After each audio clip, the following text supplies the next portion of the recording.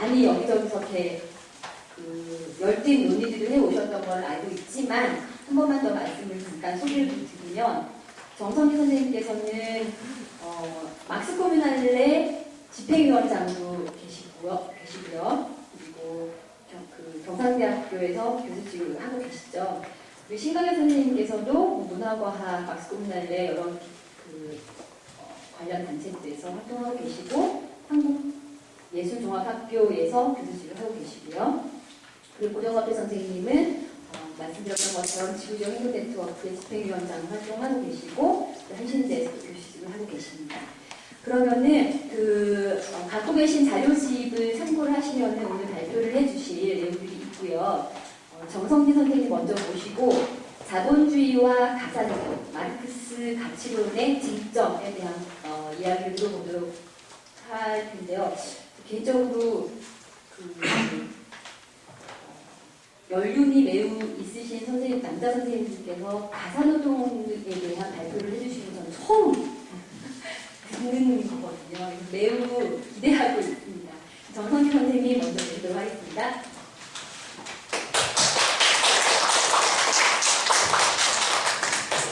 반갑습니다. 발표는 준비해서 하겠습니다. 네. 먼저 이 자리에 특별 출연해 주셔서 정말 감사드립니다. 제가 사실 오늘 자본주의 과학장대에 나온 특별 출연 받을 만한 자격이 전혀 없습니다. 제가 이 기회에 대해서 사회자께서 많이 기대를 하신다고 말씀하셨지만 사실은 어떤 논문이라든지 그 책을 적어서 출판해 드린 바가 없습니다. 물론 이 기회에 대해서 제가 오래전부터 관심을 많이 가지고 있었지만 우리 세대가 좀 그렇지 뭐 이런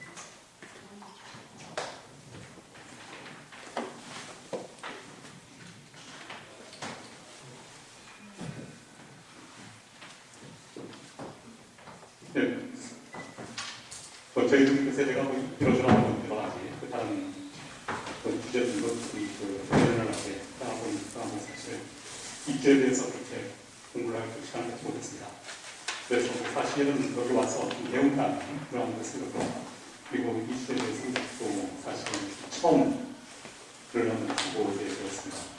그리고 사실 그게 제가 발제문에 발표해 있는 것처럼 제대로 써야 되는데 완성되지 못한 그런 발제문 수준의 글을 가지고 나와서 여러분들 심한 것 같은데 아마도 이 주제에 대해서 우리 고정관계 선생님께서 지구지역 행동 네트워크 선적 활동하고 계시는 그리고 연구하시는 그분들이 훨씬 저보다 더 많이 아실 것이기 때문에 제가 어떤 점에서 좀 생각을 잘못하고 있는지 그분 어떤 점에서 더 보충하면 좋을지 여러 가지 좀 도움 말씀 주시면 고맙겠습니다. 네, 가사 노동 논쟁을 막스 가치론에 초점을 맞춰서 살펴보고 그것이 이제 오늘 지구지역 행동 네트워크 여기에서 아마 이제 고정락 선생님께서 발의를 하신 것으로 알고 있습니다. 정록 보라연대라고 하는 최근 많이 논의되고 있는 우리나라에서 좌파 운동의 새로운 발전에 대해서 어떤 함의를 가질 수 있을지 그런 것을 논의하는 것이 저의 오늘 발제 주요한 내용이 되겠습니다. 가사 노동 논쟁은 아시다시피 1960년대 말에서 시작해서 70년대 초에 서구에서 접어졌던 그런 논쟁이죠. 근데 지금 이 논쟁은 아마 우리 사회적으로 작가님께서 언급을 하시면서 아마 연대해 주실 것 같은데 거의 논의가 잘 안 되고 있는 것 같습니다. 우리나라 경우에는 이제 보면 그전에는 이제 막수주의 자체에 대해서 많이 연구를 안 했으니까 80년대 말이라든가 정치경제학의 모범이라든가 아니면 마르크스주의의 봄이라고 하는 그런 상황이 전개되었을 때 여러 서구의 막수주의 이론 논의들이 수입이 되었지만 제 기억으로는 그때 바로 그것보다 훨씬 60년대 말, 70년대 초에 전개됐던 가사 노동 문제는 그때 이걸 본격적으로 검토했던 그런 기억이 없습니다. 그래서 아마도 그 과천연구실 이제 공감 쪽에서 지난 그 IMF 90년대 말에 몇 번의 그 책들이 나오면서 이 가산노동 문제에 대해서 우리나라 그 여성운동 또 활동가 연구자들 중에서 약간 논의가 된 적이 있었던 것 같은데 그 서구에서 그 가산노동 논쟁이 특별히 우리나라 경우에도 이제 이게 보면 또 우리나라에서 전체 여성운동 뭐 제가 잘 알고 있지 못합니다만 이것이 이제 그 아마 페미니즘 개념도 그렇고 당시 이제 90년대 그 대학이 시작했던 그런 포스트 모더니즘, 포스트 구조주의 이런 데 치면서 이 가산노동 논쟁이 원래 가지고 있었던 그런 그 이론적, 그 정치적인 어떤 의의들 이런 것들은 제대로 검토가 못된 것 같다. 이게 뭐 제 생각이고요. 그래서 이런 것을 이제 아마 지금 이번에 이제 글로벌 경제 위기 그런 과정에서 다시 이제 막스 르네상스에 대한 그 이야기를 할 정도로 그 막스의 그 사상, 그 막스의 그 정치에 대한 관심이 다시 이제 보조되고 있는 이러한 정세에서 다시 한번 되돌아보는 것은 아까 제가 말씀드린 이런 최근 진보자와 연합정치의 보제를 위해서뿐만 아니라 상당히 필요한 작업이 아닌가 생각을 하고 있습니다. 오늘 이제 발전을 보니까 사실 이게 뒤에 우리 도전박 선생님께서 훨씬 뭐 저보다 더 완숙한 이런 전문가로서 이렇게 다루고 계신데 제가 조금 중복되는 부분이 좀 있을 것도 같은데 아마도 여튼 저는 좀 공부하는 지금 막 이걸 공부하는 그래서 함으로써 또 제가 갖고 있는 나름대로의 어떤 정치 입장이랄까 이런 데서 나름대로 읽어본 것인데요. 그런 점을 감안해서 들어주시면 그리고 나중에 또 여러 가지 의견을 제시해 주시면 고맙겠습니다. 그런데 전체 크게 이제 두 부분으로 구성되어 있는데요. 첫 번째는 70년대 그 논쟁이 이제 보면 그때 아마도 그 논문이 논문이라든가 책이 이제 그 당시 60년대 말 70년대 초에서 아마도 한 100여 편 가까이 나오지 않았나 이렇게 생각이 되는데요. 사실 요즘 기준으로 보면 그렇게 많은 양으로 볼 때 문헌이 많은 것이라고 할 수는 없겠죠. 이번 기회에 한번 이제 읽어보겠다라고 생각을 했는데 제대로 사실은 정보일지도 모르겠습니다. 제가 그 중에서 중요한 그런 텍스트들 그런 부분들을 나름대로 좀 발췌하는 그런 방식으로 좀 읽었기 때문에 제가 제대로 읽었는지에 대해서 사실은 그렇게 자신할 수 없지만 일단 제가 읽은 그 범위에 대해서 말씀드리도록 하겠습니다. 크게 이제 그 논쟁은 여러 각도에서 이걸 리뷰를 하고 이걸 평가를 할 수 있겠지만 제가 이제 그 검토하고자 하는 그 주제는 가산노동이 가치를 과연 생산하는가, 생산하지 않는가, 그 나아가서 잉여가치, 자본에 대해서 잉여가치를 발사 주는가, 그렇지 않은가, 라고 하는 부분인데, 이거를 이제 먼저 다루고 있고요. 그 다음에는 이 가산노동의 그 수익이라고 하는 것이, 이제 특히 이제 부분에서 가산노동의 그 수익이라고 하는 것이, 말하자면 노동력의 가치, 임금의 넘어가, 임금을 하는 그 기능을 하고, 그걸 통해서 그 자본에 대해서 잉여가치를 더 많이 가져다 주는가. 이러한 그 문제, 이것들이 제가 볼 때는 당시 가산노동 문제에서 많이 논쟁이 되었던 것이라고 생각합니다.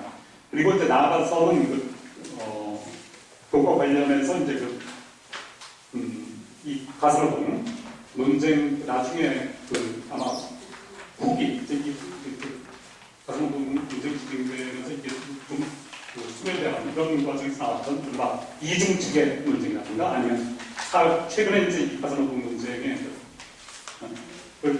이어받아서 여성 운동가 그리고 페미니즘 연구자들이 많이 자신들의 필요다 이거 제시하려는 사회 재생산 논의 이걸 이제 공부를 하고요. 그 다음에 두 번째 부분에서는 나름대로 그걸 이제 한번 검토를 했던 다음에 나름대로 자본주의와 가산노동 간의 관계를 이제 과연 어떻게 봐야 될까 이거를 이 가산노동 논쟁 과정에서 좀 정리된 이른바 이중체계라고 하는 방식으로 정리하는 것이 타당한지 저는 이제 좀 그런 것이 아니다라고 하는 관점에서 이것은 오히려 중층적으로 결정될 그 충체성 이런 결정에서 좀 봐야 되는 이걸 이야기하고 있습니다. 그 다음에 그다음에 이제 북한의 이제 그 가상노동 논쟁에서는 그렇게 많이 주목됐다고 볼 수 없는 부분인데 사실은 막스에서 이제 그 가상노동이라든가 가족에 관한 그 논의가 굉장히 많이 부족하다라고 하는 그러한 어떤 그 견해들 그런 그 견해들에 대해서 사실은 그 자본론 그 일본에서 그 우리가 많이 그 읽을 때 좀 지나쳤던 예를 들어서 노동력이라든가 아니면 그 기계제 대공업에서의 그 여러 좀 경험적인 그런 그 서술 그 부분들에서 보면 그 사실은 이 가사노동 그리고 가족에 관한 그 중요한 그 논의들이 있다라는 거 이것을 강조하는 것이 이제 그 뒷부분이 되겠습니다. 그럼 다시 이제 그 되돌아와서요. 그 논쟁을 이제 변동하는데 그 생산 비생산 거기 보면 그 여기 좀 아마도 이제 다들 아시겠지만 그 이 가치를 그 생산한다라고 보는 입장에서 그 대표적인 그 문장은 아마도 이제 이탈리아 그 여성 자유주의자였던 그 달라코스타였던 것 같습니다. 그러니까 달라코스타 같은 경우는 이제 보면 그 가산업이 은폐된 형태의 그 생산노동이고 그렇기 때문에 이제 그 가산노동은 그 생산적이고 가산노동은 남성 노동자를 가산노동 책임에서 해방시켜서 이제 자동차들의 이익을 위해 하는 또 공적 영역에서 노동에 집중할 수 있도록 해준다 이렇게 주장을 했습니다. 그리고 이제 그 가족이라고 하는 것은 공항기업, 그러니까 공적 영역에서 주기적으로 추출되는 노동자를 이제 수용, 또 보호함으로써 이제 단체적 운동을 억제하고 이를 통해서 자본 주체가 원활하게 기능할 수 있도록 한다. 이런 이야기가 있고요. 이제 그 가디너라고 하는 그 노동자는 가산노동은 이제 가치를 창조는 하지는 않지만 잉여가치를 이전시키는 데는 그 기여한다. 이렇게 하면서 또 그 다음과 같이 말했습니다. 그러니까 가산노동은 막스가 책한 가치점에 따르면 가치를 창조하지 않지만 가산노동은 필요노동 또는 농역의 가치를 노동자에게 실제 생존 수준으로 억누름으로써 잉여가치 생산에 기여한다. 그리고 해리슨이라고 하는 노동자도 이제 가산노동이 제공하는 그 서비스는 만약에 그걸 그 시작에 소비이 있더라면 비용이 덜 들었을 것이기 때문에 비용이 더 들었을 것이기 때문에 그만큼 노동자 인구는 억누름이 효과가 있다. 이렇게 이제 그 이야기를 했습니다. 그리고 포겔이라고 하는 이 사람은 최근에도 이제 글을 쓰고 있는 그 논자로 보이는데요. 막스가 이제 필요노동, 이 노동시장은 필요노동, 육면노동이 물론 나누지 않았습니다. 이제 그 필요노동은 이제 다시 두 가지로 나눠서 필요노동의 사회적 구성 요소, 하고 가사적 구성 요소, 그 두 가지로 이걸 구분한다는 거죠. 그래서 이제 가사노동이라고 하는 것은 가치를 생산하지는 않지만 그 필요노동의 그 사회적 구성 요소와 마찬가지로 잉여가치 전이고 그리고 자본주의 사회적 생산의 그 필수 불가결하다. 이렇게 그 주장을 했습니다. 그래서 거기 이제 보시면 그래서 원래 각주가 달려있습니다. 그 각주는 이제 그 본문에다가 이제 포함시킨 식으로 자그마한 것부터 처리를 했으니까 이 글을 읽으시면서요. 물론 이게 완성된 건 아니지만 고전에 좀 유의해 주시면 좋습니다. 이러한 그 논의들에서 이제 제가 볼 때 좀 공통적인 뜻은 가산노동 그 취지가 이제 자본의 잉여가치 증대에 이제 공사한다. 이런 명제를 할 수 있겠습니다. 즉, 자본가의 이윤이라고 하는 것이 이제 우리가 결혼을 했을 때 남편에게 이제 가정주부에 이제 더 많은 가산노동에 의해서 이제 보상될 수 있는 낮은 임금을 이제 자본가가 그 남편에게 지불할 수 있게 함으로써 결국은 이제 가정주부의 지불받지 않는 무급 가산노동이라고 하는 것이 자본가가 이제 전해하는 잉여가치를 증대시키는 데 기여한다. 이러한 논의가 되겠습니다. 그래서 요게 이제 보면 사실은 가산노동이라고 하는 것이 가치, 그걸 생산하고 나아가서 잉여가치의 생산, 혹은 이제 그 잉여가치의 전유, 그 잉여가치가 이제 자본가에게 더 많이 전유되는 데 기여하는 그런 논의 핵심이라고 할 수 있을 것 같고요. 이것의 정치적인 함의는 이제 결국 그렇기 때문에 이제 가사 노동자가 이제 착취당한다는 거죠. 그래서 이제 이 가산노동의 착취가 이루어지는 이제 가부장제, 이거를 이제 전복하는 여성 운동이라고 하는 것이 기존의 이제 좌파 노동자 운동과 이제 별도로 이제 자율적으로 전개되어야 한다. 이런 정책인 함의가 나오는 거고요. 당면 과제로는 이 무급 가산노동에 대해서 어떤 자본가들 아니면 국가들 경제적인 보상을 해야 되는 그런 가산노동의 이제 경제적 가치 산정 내지는 이제 그것에 대한 보상 요구 운동이겠습니다. 그런데 이런 가산노동이 가치 잉여가치 생산한다는 주장은 저는 이제 그렇지 않다고 이제 여기서 이야기를 하려고 한 거죠. 이게 그렇지 않다고 할 때는 물론 여러 가지 관점에서 그렇지 않다고 이야기할 수 있겠지만 일단 기준은 제가 그 막스의 이제 가치론이라고 하는 또한 관점, 거기에 비춰보면 그 가사노동이 자본주의에서 가사노동이라고 하는 것이 이제 말하자면 무급 가사노동인 거죠. 그것이 이제 그 가치와 생산을 생산한다고 볼 수 있겠느냐? 그게 어렵다라는 그런 얘기입니다. 일단 거기 보면 벤 파인이라고 하는 사람도 김봉영하고 박수 분야죠. 활동하고 있는데 이 양반이 이제 보면 최근에 가족에 대해서 박수적인 분석을 하는 중요한 측면이죠. 거기 보면 그 사람의 논의는 이러한 무급 가사노동의 착취가 자본행위가 증대에 기여한다는 논의는 70년대 가사노동 논쟁에서는 막스의 용어를 배워서 우리가 얘기했지만 실은 이 논의 구조를 잘 풀어보면 그 아래 방정식이 있지, 방정식에서 다 이야기해 줄 수 있는 것처럼 사실 막스의 가치론을 전혀 전제한 것이 아니다라는 거죠. 방정식은 막스와 다른 리카도의 전통을 보는 피에로 스라파의 이제 가격 방정식 되겠습니다. 그리고 이제 가사노동이라고 하는 거하고 자본주의에서 이제 생산, 시장 생산 영역에서 이루어지는 임금 노동하고는 질적으로 이제 다른 것이기 때문에 이거 두 가지를 구별해가지고서 가사 노동 시간이라고 하는 것이 자본주의 생산 영역에서 이루어지는 가치 생산, 인력 생산에 필요한다. 이렇게 이야기하는 것은 문제가 있다는 겁니다. 이게 두 가지는 왜냐하면 하나는 가사노동이라고 하는 것은 불식의 유형 노동이고 자본주의 가치, 성품 가치 생산 노동은 추상적인 인간 노동인데 이건 뭐 전혀 양자가 비교가 될 수 없는 것인데 이걸 금융기술로 비교해가지고 또 가치가 이전된답니다. 그래서 인명가치 증대기하고 이렇게 이야기하는 것이 이제 좀 곤란하다는 그런 이야기가 되겠습니다. 그래서 또 이제 이 사람들이 이제 많이 이야기하는 게 만약에 가사노동이라고 하는 것에 대해서 이게 지불 한 경우가 일단 노동시간으로 따졌을 때 집에서 가사노동으로 수행하는 것이 훨씬 예를 들어서 돈이 덜 든다, 비용이 덜 든다, 시간이 덜 든다는 거죠. 그걸 다른 분이 하지 않고 시장에서 구입하라면 더 많은 노동시간이 초과되는 예를 들어서 소비재를 이제 구입해야만 했을 텐데 그걸 하지 않고 집에서 예를 들어서 식사를 한다든가 하면 시간이 덜 들기 때문에 그 부분만큼은 자본에 더 많은 잉여가치로 챙겨갈 수 있다. 이러한 논리인데 이것은 굉장히 실증적인, 경험적인 문제라고 생각해요. 실제 그건 비교를 해봐야지 아는 거지. 그리고 이제 비교에는 조금 아까 말씀드린 그런 단점이 있다는 겁니다. 그리고 이제 아까 제가 말씀드린 대로 이제 사실 이제 막스의 문헌에 보면 가사노동에 대한 이야기는 많이 없지만 생산노동 그리고 비생산노동에 대한 논의는 정말 아주 무수하게 풍부하게 많이 있습니다. 그런 막스의 즉 경작 비판, 자본론에 이어지는 여러 제작들에서 생산노동과 비생산노동에 대해서 이제 많은 이야기를 하고 있는데 물론 이 막스의 생산 비생산노동에 대한 논의가 아주 특정적인 것이라고 볼 수는 없습니다. 그럼에도 불구하고 저는 이 막스의 경작 비판이 상당히 완성된 단계에 있는 자본론, 자본론 단계, 자본론 초보 단계에서는 이미 좀 정립된 견해가 있다라고 이제 보는 거고요. 거기 보면 예를 들어서 자본론 초보 6163년, 1961년 초보죠.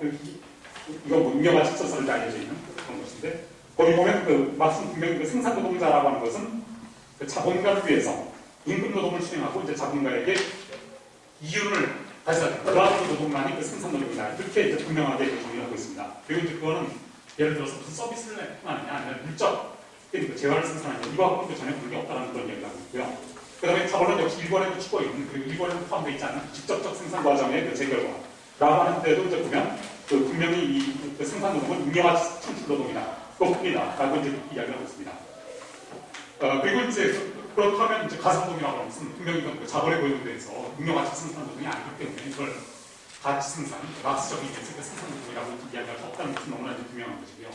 그 다음에 이제 가치를 생산한다 안 한다라고 할 때 이게 이제 그냥 가치를 리카도적 의미에서의 가치냐, 혹은 아담 스미스적 의미에서의 가치냐, 혹은 막스적 의미에서의 가치냐라고 우리가 이야기할 수 있을 텐데 막스적 의미에서의 가치에서 핵심적인 것은 제가 볼 때는 이건 그냥 추가된 노동의 양이라든가 이런 게 아니고 사실 가치 승패라는 것이고 그리고 이제 가치 양이라고 하는 것이 사회적으로 필요한 노동 시간에 의해서 결정된다라고 하는 그게 막스의 가치들이 핵심적인 것이라고 볼 수 있는데 그런 두 가지 기준, 가치 형태와 사회적 필요 노동 시간이라고 하는 기준에 비추어진다면 가사노동이라고 하는 것은 그 어떤 기준으로 충족시키고 있지 못하기 때문에 막스를 위해서 그 가치를 생산한다 이렇게 보기 힘들다라고 하는 그런 이야기죠. 그러니까 그 가상노동을 수행하는데 무슨 사회적 필요한 노동 시간이 있겠습니까? 어떤 경우에는 자기가 예를 들어서 어떤 뭐 반도체 한 개를 생산한다, 혹은 뭐 아이폰 한 개를 생산한다, 여기에 필요한 그 사회적 필요한 노동 시간이 있는 거죠. 거기에 혹시 예를 들어서 못하고 그걸 많이 오버해서 한다면 이거는 당장 그 경쟁에서 못해 되는 것이지만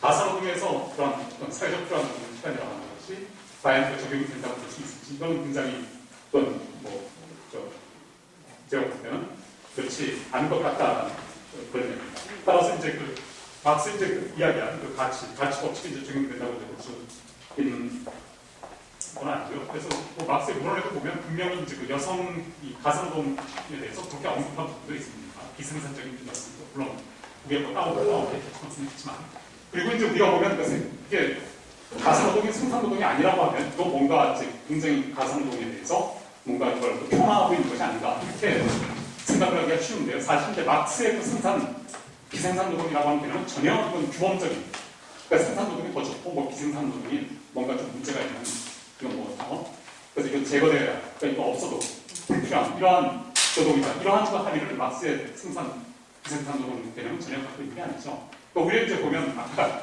막스가 이야기했듯이 그 생산노동이라는 것은 자본에게 즉시 당하는 노동이고 그래서 자본에게 잉여가치를 가져다주는 노동이기 때문에 오히려 생산노동자가 되는 것은 자본주의에서 굉장히 부릅니다. 오히려 비생산노동자가 되는 행복이다. 오히려 이제 자본주의를 이제 그 초월한 자본주의를 이제 결국 이제 분쇄하고 탈자본주의가 되었을 때는 모든 노동자가 사실 비생산 노동자가 되어야 하는 것이죠. 그렇다면 이제 우리가 이게 꼭 가상노동도 이게 뭔가 이걸 억지로 이걸 생산노동이라고 규정하기 위해서 여러 이제 막스에서의 그 개념들 이런 것에 수정을 가하는 것이 무슨 의미가 있겠느냐 이런 이야기가 되겠습니다. 그래서 저는 뭐 거기 최근에 뭐 빌 던이라고 하는 그 양반이 리뷰 브레이크라고 하는 저번에가 이게 또 이제 뭐 요즘 가사로 보는 데 다시 아마 리바이벌을 하려고 하는 그런 시도 의도에서 대표된 것인 것 같은데 그 자신은 이제 그 막스의 가치론을 좀 확장할 필요가 있다라고 이제 그런 이야기를 하면서 다시 이제 막스의 그 가치 개념을 그 역사적인 개념으로 보느냐 아니면 초역사적인 개념으로 보느냐 이거에 대해서 여러 논쟁들이 있는데 이 사람은 다시 또 이제 그 막스의 그 가치 개념을 초역사적으로 정의할 수 있다고 보고 그렇다면 가사로부터 이건 어쨌든 여기에 노동이 이제 투하되는 것이기 때문에 그리고 사회적으로 유용한 노동이 투하되는 것이기 때문에 이것은 가치 생산노동으로 봐야지 된다. 이러한 그 논의를 새로 이야기를 하고 있고요. 우리 아까 제가 이야기한 이런 막스의 그런에 기초해서 가스노동이 생산노동이라고 볼 수 없고 비생산노동으로 봐야지 된다고 이러한 주장에 대해서는 이건 오히려 뭐냐면 일반 스미스로 대조하는 것이다라고 이야기하고 있는데 저는 그거에 대해서 오히려 이런 식의 빌 던과 같은 논의야말로 이거는 아까 제가 말씀드린 막스의 가치되는 심적인 가치 형태와 사회적 필요 노동시간 규정이라고 하는 것에 대해서 이걸 제대로 고려하지 않는 그냥 노동만 투하되는 가치가 형성이 된다고 보는 리카도의 논의로 오히려 이건 되돌아가는 것이다라고 비판을 하고 싶습니다. 물론 이제 막스가 아까 말씀드린 대로 생산 비생산 노동에서 굉장히 이게 또 이제 초기에 경제 철학 수라든가 이런 데 보면 뭐 생산 노동 그 자체라든가 아니면 진정한 노동 이러한 표현들도 있습니다. 그러니까 이게 그런 기준에 비춰본다면 물론 가스노동 이런 초역사적인 면에서 막스가 아까 제가 강조했지 자본론에서는 그렇게 많이 일관되게 쓰고 있지 않은 개념이긴 하지만 그런 기준에 비춰본다면 초기 막스적 관점에서 본다면 가스노동도 그런 기준에서 이제 생산노동이다라고도 이야기할 수 있겠다라고 생각을 합니다. 그 다음에 이제 막스 뒤에도 이제 다시 나온 이야기가 되겠습니다만 이 막스 이제 노동력의 이제 가치 형성에 가상노동이 과연 가치 형성에 기여를 하느냐 이거는 이제 아까도 이야기했던 것처럼 뭐 여러 기준이 있겠습니다만 우리가 막스가 이제 노동력 가치를 과연 어떻게 규정했는지 그걸 한번 꼼꼼히 정밀하게 잘 한번 들여다보자는 얘기죠. 그래서 제가 조금 길게 인용을 해놓았습니다. 이거는 막스의 가장 수습한 저작인 자본론 1권에 나와 있는 노동력 가치에 대한 부분이죠. 여기 막스가 정말 다 이야기를 해놨습니다. 여기 보면 이걸 잘 읽어보면 또 무슨 뭐 막스가 노동력 재생산, 그러니까 생산만 고려하고 재생산은 아주 소홀히 했다거나 재생산에 대한 분석이 전혀 없다. 이런 이야기가 적어도 이런 그 문헌적인 근거는 없다라고 하는 것을 알 수 있습니다. 이 노동력 가치가 이야기할 수 있다. 막스가 단지 그 지금 생산뿐만 아니라 그 노동력을 재생산하기 위해서 필요한, 그러니까 이 가족 그 생계비도 포함시키고 있고요. 그 다음에 교육, 양성비도 이제 포함시키고 있고, 나아가서는 그 뭐 역사적, 근데 도덕적 요소 이것까지 포함시키고 있고, 뿐만 아니라 노동력 가치 상승에서 여기 보면 기후라든가 따라서 이제 그 노동력이 양성되는 어떤 그 조건이죠. 자연적 조건. 그러니까 자연이라든가 막스가 뭐 자연, 여성, 가족 이런 것을 이제 그 노동력 가치 형성에서 고려하지 않았다. 이런 논의는 요 문장만 자세히 한번 읽어보면 근거가 없다는 것을 우리가 알 수 있지 않을까 이렇게 생각을 합니다. 그리고 이 문장에서 우리가 또 이제 특별히 제가 주목을 하고 싶은 것은 노동력 가치는 그 노동력을 생산하기 위해서 필요한 노동 시간이다라고 이제 우리가 일부 이제 페미니스트들 이야기합니다.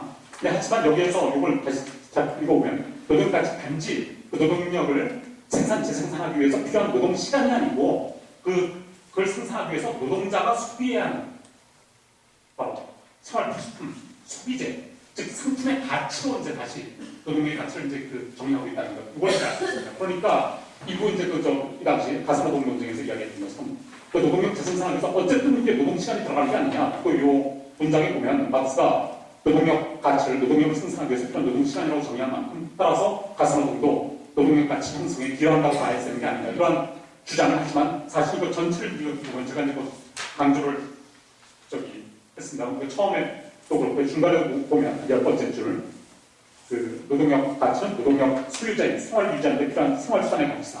그러니까 생활수단의 가치라는 거고요. 인용문의 맨 마지막에 보면 노동력 가치는 노동력의 재생산에 필요한 즉 노동자 개입의 계속적인 존재, 번식을 위해서 필요한 그 생산의 가치, 바로 생산의 가치다라고 이렇게 이야기를 한다는 것. 이것을 이제 이야기하고 싶습니다. 자. 그리고 이제 여기에서 어떤 양반들은 이거 페미니스트 여기에서 이제 막스가 이른바 패밀리 웨이지, 가족임금이라고 하는 이데올로기, 가족임금 정책. 그러니까 노동력 가치가 자기 자신, 노동자, 성인 남자 노동자뿐만 아니라 성인 남자 노동자에 의해서 가정을 구성하고 있다면 그 가족 구성원의 생계비에 다 해당되는 그만큼 이제 노동력 가치를 이제 구성한다라고 이제 주장을 했다는 거죠. 이 이야기는 결국은 그 임금을 그러니까 막스가 운영 중에 그러니까 그 자신의 어떤 그 부인이라든가 아동 이들이 이제 노동 시장 노동으로 나가는 것을 그렇게 이제 말하자면 그에 대해서 이제 긍정적이지 않았고 오히려 이 노동력 성인 남자 노동자의 노동력 가치가 전체 노동자 가족의 생계비를 커버하는 만큼 적어도 이제 노동자 그 성인 남자 노동자의 임금은 이 가족 임금 수준이 되어야 한다라고 이러한 말하자면 그 당시 19세기 말에 노동자 운동 주로 이제 서민주의 때문에 노동자 운동에서 제기됐던 그러한 이데올로기에 혹은 그 정책이 기원이 되었다 이런 주장도 있는데 그것이야말로 저는 그 어떤 사실적 논의와 규범적 논의, 아까 제가 비생산 노동 논의에서 이제 그러한 어떤 잘못들이 있다고 했는데 여기서 그런 것처럼 여기서 분명히 어떤 막스가 자본주의에서 노동력 가치가 형성되는 어떤 객관적인 메커니즘을 들고 이야기하고 있는 것이지 노동 가치가 그렇게 되어야 한다라고 하는 어떤 규범, 단위 이런 것을 이야기하고 있는 것은 아니다라는 거죠. 그래서 이 문장을 근거로 해가지고서 막스가 가족 혹은 막스 내지 막스주의 이자들이 이제 가족임금 그래서 여성의 어떤 시장노동 진출에 대해서 부정적이었다 이러한 이야기를 하는 여성 해방운동가들 혹은 페미니스트들의 주장은 근거가 있지 않을까 이렇게 생각을 하고 있습니다.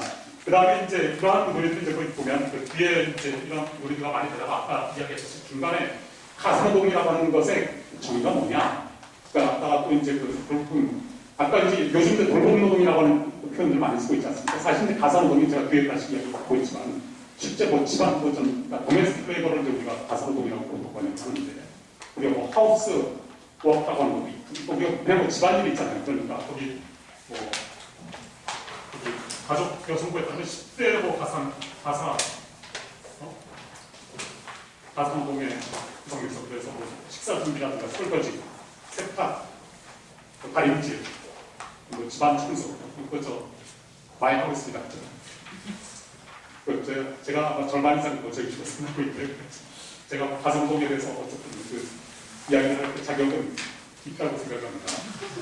뭐 음식물 쓰레기 버리기 이거는 제가 주로 한 거거든요. 그다음에 쓰레기 분리수거, 시장고기, 가정경영, 인터넷 이런 것은 그러니까 그 집안일이라고 하는 거고 실제 또 보면 여성에게 거의 뭐 집중이 되는 그런 부분이 있죠. 그러니까 그게 바로 케어레이터, 바로 돌보는 거. 그러니까 아이를 또 아이를 낳는 것은 또 다르죠. 아이를 임신을 하고 이제 그 출산하고 그러니까 수유하는 그런 그 부분이 있고 이제 그거는 또 이제 별도로 봐야 됩니다. 그 다음에 이제 그 아이가 실제 그러니까 나중에 예를 들어서 국가에서 공적으로 제공하는 그런 그 교육 체계 투입되기 전까지 그러니까 육아 부분 있지 않습니까? 그리고 혹은 그 자기 자신의 뭐 남편이라든가 아니면 그 집안에 그러니까 노동 능력을 성실한 사람을 이제 돌보는 이러한 돌봄노동 이러한 것들로 이제 세분이 되는데 70년대 가사노동 논쟁에서는 그 중에서 주로 이제 그 집안일 이 부분에 상당히 초점이 맞춰 있었고 실제로 이제 그 노동력의 그 재생산과 이제 세일간 재생산과 관련되는 그 두 번째, 세 번째 그 돌봄노동 그리고 이제 이러한 임신 실제 말하자면 인간의 그 재생산 노동 이러한 그 부분에 많이 그 주목을 하지 못한 그 부분이 있었다. 이런 그 비판들이 제기되면서 그 가사노동 논쟁은 다시 재생산 논쟁 이러한 쪽으로 이제 그 옮겨가는 것 같습니다. 그렇게 되면서 이때 이제 보면 그 논쟁이 여기에서 뭐 막수주자들이 뭐 깨진 걸로 이제 이때 뭐 대개로 뭐 정리가 된 것 같습니다. 그러면서 그 자본주의하고 이제 결국 가부장제라고 하는 것은 이거는 그 별도의 그 부체계가 아닌가 하는 그 양대 어떤 그 체계 그리고 이제 나중에 그 페미니스트들이 이제 그러한 그 주장들을 계속 몰고 가면서 이른바 이중 그 체계, 그러니까 이중 체계 논리 이런 쪽으로 나아갔던 것 같습니다. 그래서 거기 보면 이러한 그 이중 체계라고 하는 관점에서는 사실 그 자본주의에서 이제 가사노동 논쟁이라고 하는 것은 별 의미가 없게 되는 거죠. 그리고 그런 자본주의는 그 자본주의 부분이고 그 가부장제에서 이루어진 추가든가 이런 또 다른 영역이라는 얘기죠. 근데 이 두 가지의 어떤 논의들을 이제 연결시키려고 했던 70년대 이제 가사노동 논쟁이라고 하는 것은 사실 이런 그러니까 이중직기론, 재생산론 이거 쪽으로 초점이 옮겨가면서 그 부분은 거의 다시 이제 논의가 안 되고 오히려 이제 아까 그 이야기 막상 오히려 그 디펜스하려고 했던 사람들이 잘 못했던 것으로 그렇게 정리가 되었던 것이 아니겠 생각합니다. 그런데 이제 그 뒤에 이제 보면 사실 이제 그 가사노동 논쟁 이게 보면 아까 제가 처음에 이제 서두에서 말씀드렸던 것처럼 그 뒤에 뭐 거의 이게 제대로 이어지거나 발전되지 못한 이런 부분들이 있는데요. 사실 이 시기에 이제 그 페미니스트 다시 이제 이른바 가사노동 논쟁 과정에서 한번 그렇게 일종의 뭐 변화라든가 그걸 뭐 행복한 결혼을 행복한 어떤 결혼을 하려고 해서 이제 아주 불행하게 이제 끝나고 그러니까 분리되고 말았다. 이제 막수주자들과 페미니스트들의 이제 이런 결합수가 그래서 뒤에 이제 거기서 좀 분리된 페미니스트들의 이제 그 행보라든가 대접을 보면 사실 이들은 그 막수주의가 지지하겠다는 그 반자본주의 실천보다는 오히려 이제 그 시기에 어떤 그 시기들 여기에 오히려 좀 미쳐하고 거기에 오히려 또 그 시기에 이루어진 예를 들어서 자본주의, 그 신자유주의 이러한 그 전개에 대해서 오히려 전혀 그에 대해서 저항적인 이러한 그 세력이 되지 못했다라고 하는 이러한 측면을 이야기할 수 있을 것 같습니다. 이것은 무엇보다도 이 당시 70년대 가사노동 논쟁이 대단히 좀 학술적으로 추상적인 그러한 수준에서 이론적으로 좀 흘렀고요. 그리고 또 하나는 그리고 이제 이게 아까 조금 앞에 말씀드렸던 막주의와의 어떤 관계가 이제 끊어지면서 오히려 이제 포스트 모더니즘, 그리고 포스트 구조주의 쪽으로 이제 막 갔다는 얘기죠. 그래서 이때 이제 그 여성 활동가들 그리고 페미니스트들이 이제 결국은 나중에 보면 제가 얘기했듯이 결국 이제 자본주의 발전에 상당히 오히려 말하자면 그들이 주장했던 가사노동으로부터 여성의 해방 그리고 이제 여성의 어떤 시장노동 진출이라고 하는 것이 70년대 80년대에 이루어진 자본주의 발전의 어떤 요구에 부응하는 것이기도 했다는 이런 이야기를 할 수 있을 것 같고요. 특히 이제 미국 페미니즘 같은 경우, 미국의 주류 페미니즘 경우는 최근에 지난번 이제 아프간 전쟁 같은 데서 보듯이 이라크 침략 전쟁이라든가 이집트에 이런 일반 여성 해방이라고 하는 그런 그 명목으로 중동의 여성들을 해방하기 위해서 미제국주의가 이제 말하자면 아프가니스탄 침공을 하는 거에 대해서 그 당시 보면 그 페미니스트 상당히 이러한 미국의 이런 제국주의 전쟁에 전혀 반대하지 않았거든요. 오히려 보면 물론 이 당시 뭐 페미니스트만 그랬던 건 아니고 상당수 좌파까지 보면 좌파까지 이런 미국의 이런 제국주의 전쟁에 반대하지 않는 그런 부분들이 했지만 그런 부분도 있었다는 걸 제가 좀 얘기하고 싶습니다. 그래서 제가 아까 이야기했듯이 이제 이런 이중 나중에 정리된 이중치계로 하고 이중치계 부분에 대해서는 제가 이게 예를 들어서 막스는 이중치계론의 전제를 하면서 결국 막스는 자본주의 부분, 생산 부분만을 다루었고 재생산 부분은 거의 이야기한 게 없다. 가족에 대해서 이야기한 게 없고. 그런데 그런 이야기를 이제 그대로 좀 받아들이기 힘들다라고 하는 것은 아까 제가 노동력 가치 규정에 관한 막스의 문장. 그걸 이제 이거 보는 것만 걸고 막스가 이미 자신의 전체 가장 성숙한 이론은 이 자본론 일본에서 구성한 과정에서 그런 부분들을 이제 아주 촘촘하게 이제 끌어들여서 논의를 하고 있다는 거죠. 물론 어디에서 시작하느냐. 우리가 이제 막스의 방법에서 중요한 것은 이게 추상의 방법이라는 거, 또 추상화해서 그 추상에서 다시 구체를 제한하는 거죠. 그런 시작하는 추상에 다시 구체를 추상에서 제한한다고 할 때 출발점이 되는 추상적 범주가 뭐냐라는 얘기죠. 이제 그게 바로 이제 상품이고 가치고 능력 가치다라는 얘기죠. 그걸 통해서 이제 막스는 이야기하려고 했던 것이고요. 거기에서 결국 중요한 것이 생산이 되는 것이고 그 생산에 의해서 소비 이런 것이 이루어지는 가족, 재생산 이 부분은 그것에 의해서 결국 최종심에서 규정되는 것으로 이제 되었다. 이렇게 이제 봐야 되지 않을까 저는 생각을 합니다. 그래서 저는 이걸 막스가 이제 이러한 재생산 이런 부분들을 안 다뤘기 때문에 막스는 이제 막스주의 논리가 전부 좀 가부장제, 어떤 편견, 또는 가부장제를 옹호하고 결국 이제 자신의 의도와 다르게 가부장제 유지에 기여하고 있다. 이러한 고정갑 선생님이 좀 그런 언급이 좀 있더라고요. 그런 제가 고정갑 선생님께서 내신 책을 이번 토론 기회에 아주 제가 정말 재미있게 읽었습니다. 저는 이렇게 정말 저는 그 논의에 대해서 물론 동의하지는 않지만 굉장히 이제 많이 배웠고요. 이렇게 이제 전체 관계를 볼 수도 있겠다. 정말 새로운 어떤 시야가 열리는 이런 부분이었습니다. 그러니까 제가 이제 말씀드리고 싶은 것은 어떤 자본주의 현실이 있는데 그걸 고정갑 선생님처럼 읽을 수도 있겠지만 막스처럼 읽을 수도 있다는 거죠. 그건 출발점이 우리가 어디에서 이제 우리가 출발점이 좀 다르다는 것이고요. 그 전체를 우리가 이제 막스의 방법에서 중요한 현실을 변질법적인 총체성으로서 이제 보는 것이 중요하고, 그러니까 이 부분들을 이제 부분들 완전히 이렇게 따로놓는 자본주의에서 여러 부분들을 결국 전체 자본주의 논리로 설명을 한다라고 하는 것이 제가 볼 때는 막스적인 시각 접근이고, 그것이 제가 보기에는 고정갑 선생님은 아마도 좀 다르게 생각할지 모르겠지만 상당히 장점이 있다라고 생각을 합니다.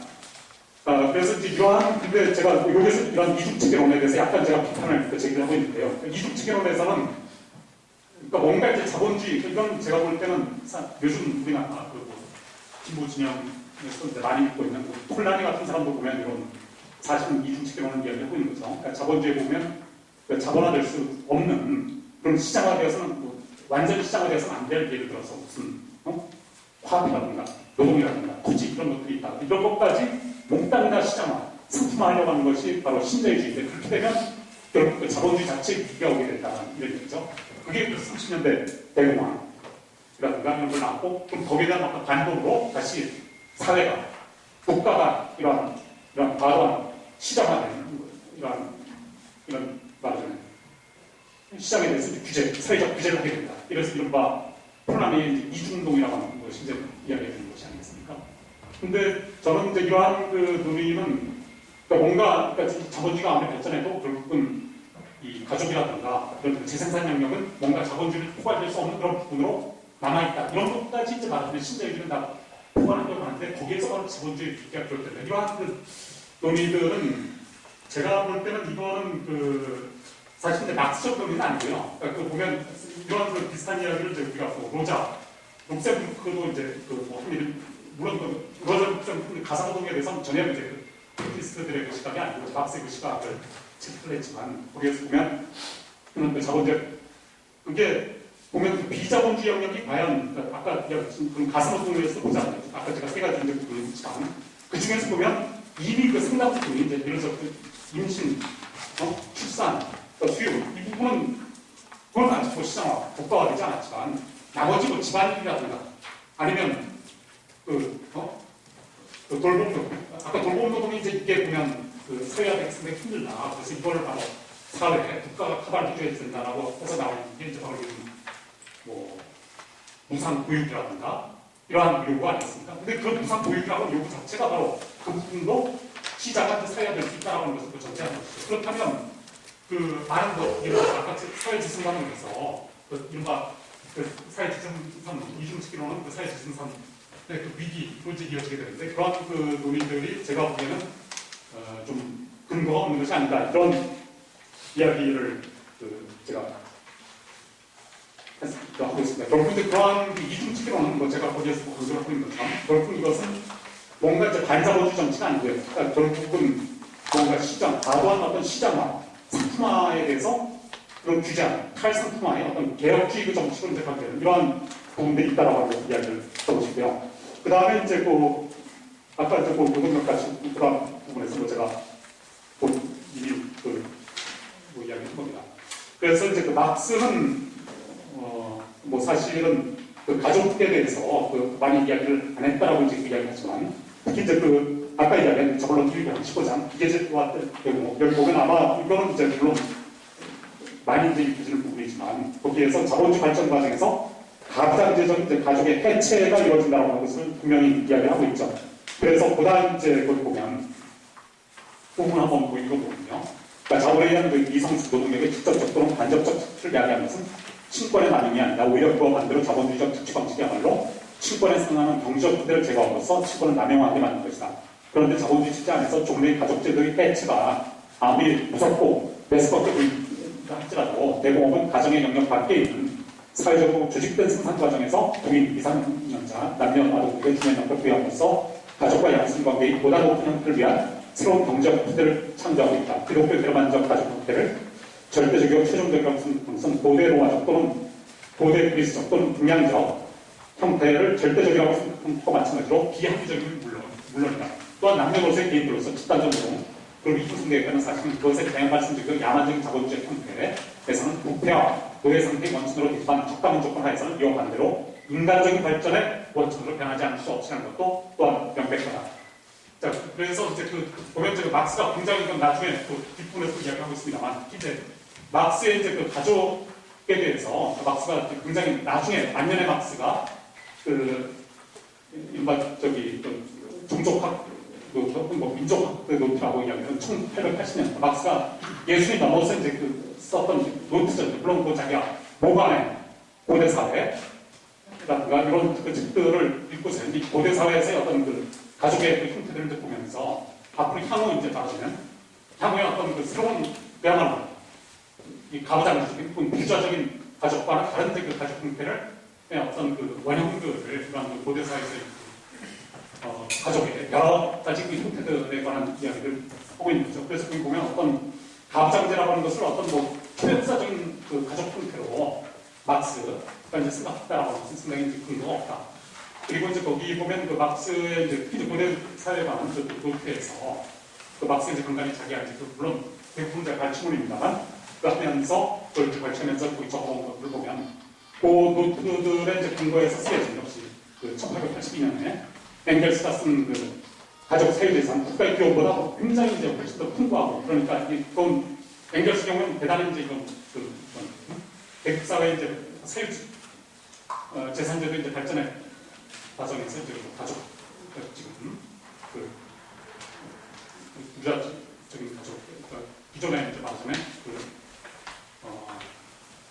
원시적 가족이라고 하는 것이 이제 해체되었다가 그 공동체적인 가족 인식시대 약간 이런 이야기를 하고 있는데 이러한 경제 결정론적인 그 논의와는 굉장히 이제 그 다양한 그리고 그러니까 복합적인 그 논의가 이루어지고 있다는 것이 최근 논의들에서 지적이 되고 있는 것 같습니다. 그래서 이제 그 캐럴 카로라고 하는 그 해결 이야기도 많이 있죠. 유명한 이제 그 막상 상당히 당시 빅토리안 시기에 그 어떤 그 환경이 있었기 때문에 그런 제약이 있긴 했지만 그럼에도 불구하고 그 시기에서 보면 걸출한 그 페미니스트였다 이런 그 결론을 내렸습니다. 그러니까 이제 네, 저 시간이 많이 됐기 때문에 이 정도 믿어보겠습니다. 내지막은 뭐그 이야기를 요약하는 거죠. 거기 뭐 제가 이제 한 가지만 거기 말씀드리고 싶은 이 가사노동 논쟁이라고 하는 것은 제가 아까 말씀드린 것처럼 그 뒤에 상당히 잊혀진 그런 논쟁은 되었지만 제가 볼 때는 제가 요즘 사실은 수행하고 있는 뭐 작업 중에 하나가 이제 막스의 경제학 비판 그 플랜을 그거를 더 좀 확장을 해서 지금 세계 경제를 한번 설명을 해보자 이런 좀 그 계획을 가지고 뭐 교육을 하고 있고요. 그래서 그 일부 그걸 제가 편집하고 있는 그 박수시 연구에다가 발표하기도 했는데 이런 점에서 보면 가족이라고 하는 것도 그런 관점에서 좀 우리가 그 그러니까 막스의 경제학 비판 플랜의 어떤 확장이라고 하는 그 차원에서 이 막스의 뭐 가사노동, 가족 문제도 다룰 수 있다라고 생각을 하고 있고요. 그런 점에서 보면 사실 이제 이 가사노동 논쟁 70년대 그 논쟁은 굉장히 중요한 그 여러 가지 그 시사점들을 제시해 준다라고 이렇게 생각합니다. 네. 이런 발표를 통해서 많이 배울 수 있다는 것에 감사하고요. 많은